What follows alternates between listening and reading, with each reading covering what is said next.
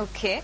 Which means the label of lost is simply our perception. It might be a blessing in disguise eventually. Okay. We can't foresee, and therefore at this moment the emotion associated is that of regret. Any other way we apply it? Could you repeat that? Yes, we live in space.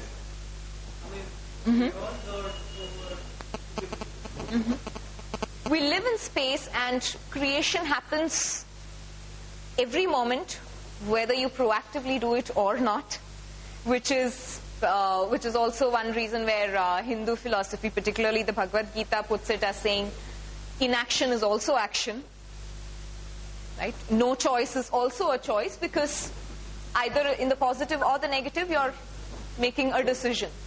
Right? So, yes, whether you create something in the space or whether you don't, either way you're filling the space. Now, we may choose to do it proactively, and therefore fill the space in a manner with activities, with people, with things that are pleasant to us, which we judgmentally label it pleasant, or live either regretfully or do nothing about it and be passive. Now, when we talk of these two things, one being time being simply a movement of space, and the fact that truth varies at every moment in time, which means we do not really need to live with regrets. And this is where I come to the health part of it, the mental health aspect of time. We've often heard of the concept of power of now and live in the here and the now. What prevents us from doing it?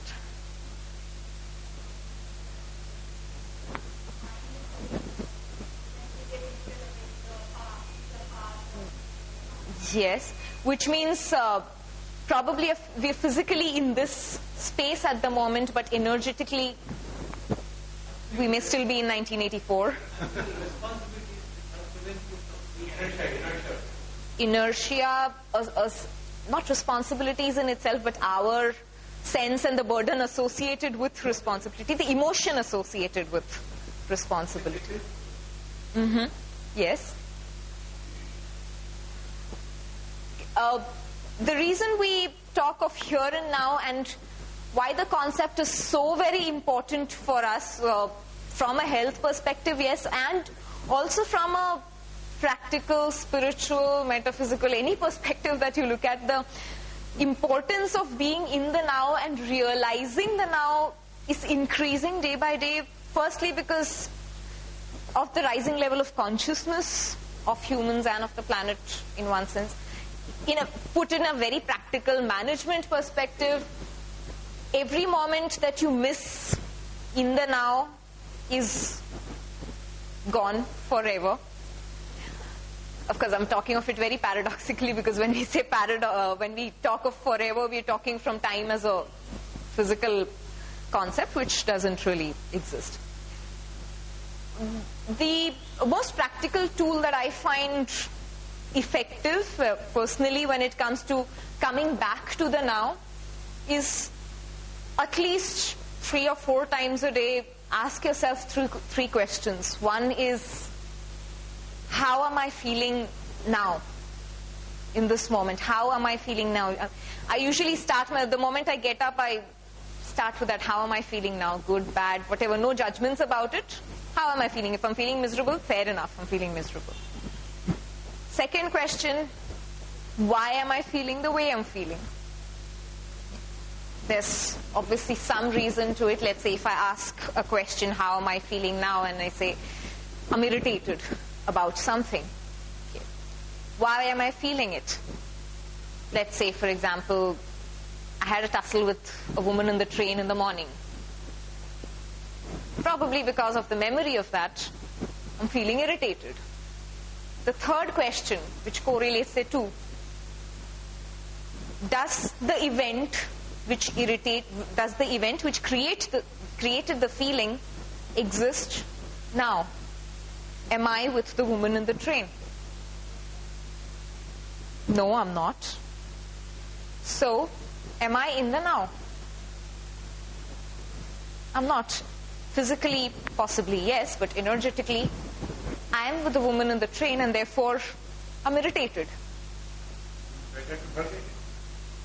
Better to forget it, or better to accept the fact that I'm simply not in the space any longer. The moment we talk of forgetting, we're talking of blotting it out of our consciousness, which is more or less trying to either be judgmental about it, labeling it as bad and saying, I don't want it, but it's already happened. It's about saying that I'm no longer in that space. Am I doing justice to the now? No. I am not. So why is it that I'm in this space? Make a shift. More often than not, the moment you ask yourself that question, am I justified? Am I still in that event, or am I here? You automatically shift, because you realize that that woman in the train is not here anymore. I am not justified in feeling the way I do. Past is past. The way you label it as past or future is not here at the moment. And of course, another way of looking at it is that if I intend to carry that feeling, if I want to carry the woman in the past with me for the next few hours, what I'm doing in the now is also creating what I may perceive or call the future. If I wish to drag my past into the future, I'll only be recreating the past, which is where I believe the term creating history comes into place. Because it's already happened. I'm replicating history simply because I'm not here. Whereas ideally we should be creating the future and not recreating history. So personally for me, those three questions work extremely powerfully when it comes to coming back to the here and the now. How am I feeling now at this moment? Why am I feeling the way I'm feeling?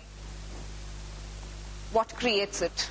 And the moment you answer what creates it, you're forced back into the now. It's almost like a rocket which propels you from wherever you are to the current energy space. And then, of course, you can make your decision to create something in this space or do nothing about it. Either way, it's a valid choice that we make. This is something that is a very practical aspect of time management. How do you get into the now?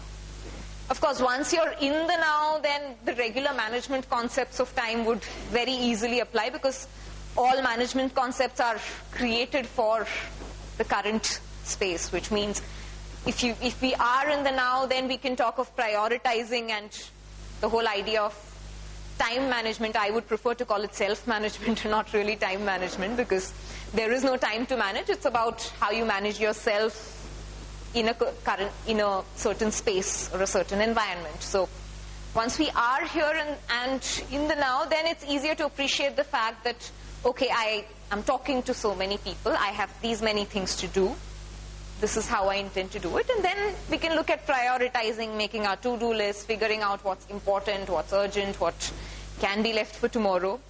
But all that is possible only when I acknowledge this environment for which I need to be here. So that bringing oneself here, creating that power of now, giving the power to the now, needs to be done. And that's the most primary tool as far as time management or the whole concept of time is concerned. That's the practical aspect of it. I would want to touch upon the esoteric, physical, or metaphysical, or the quantum physics aspect of time as well. Of course, I'm not talking about it in a quantum physics language. I'm not an authority on it. But let's look at it from the philosophical and metaphysical aspect, in the sense of how it's coming through now in terms of channelings and recent mediumistic perspectives. Okay. And the reason I'd like to touch upon it is to see how is it that we can possibly use to widen our understanding about the concept of time, and of course apply it practically eventually. Two things about it. One is, of course, the whole idea of time and now and everything in existence and non-existence has been extensively covered in philosophy. What we may perceive as religious or non-religious philosophy. So from the Indian perspective, for example, the Vedas and all other scriptures are one part of it. The